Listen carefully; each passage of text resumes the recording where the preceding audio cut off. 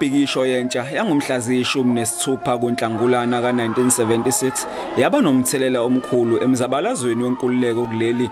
Abafundi bagcwala emigaqo befuna kuchithwe uhlelo lwemfundo olwalwaziwa ngeBantu Education kanye nokufundiswa ngempoqo ngolimi lwesiBhunu. Lo mbhikisho wachithekela nakwamanye amalokishi. Ababhikishi ababengenalo udlame bahlangabezana nesihluku esinyantisa igazi samaphoyisa obandlululo. Kwabashona kwakhona noHector Peterson owayeneminyaka e10. Isithombe esikhombisa isidumbu sika Peterson siphethwe isakhamuzi saseSoweto nodadewabo ekhala eceleni kwabo sasabalala umhlaba wonke. Bengifuthelene ngoba bengazi ukuthi ivele we are oppressed, but why bekufanele ukuthi amabhunu azasebenzise i-live ammunition bese ngalwi namuntu. Umdlalo uqhathanisa impokopelo yentsha ngo-1976 nokulahla ithemba kwentsha namhlanje. Umlingiso phambili unkululeko, umfanyana ozalwe ngenkululeko kodwa onokukhathazeka okukhulu emoyeni. Ukhuliswe ngoma wakhe ngoba ubaba wakhe wayelwela inkululeko washonela emzabalazweni.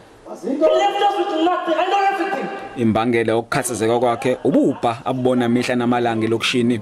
Lokho kumenza angayiboni imphumela yomzabalazo. Sifuna kube uyena ofundisa intsha ukuthi kwenzakalani empilweni yentsha okwamanje, nokuthi kube uyena futhi ofunda kabanzi ukuthi kwenzakalani ngonyaka 1976. Lo mdlalo uthole uxhaso kuhulumeni uzama ukufula imboni yezobuciko emva kokukhahlamezwa ubhubhane i-coronavirus.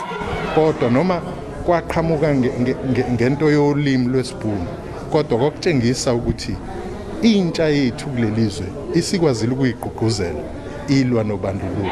Yasebenza kakhulu ukuthi size sifike la sikhona njengamanje. Kulindeleke ukuthi lo mdlalo uhambele namanye amashashalazi eSouth Africa. Bongani Gema, indaba ze SABC eThekwini.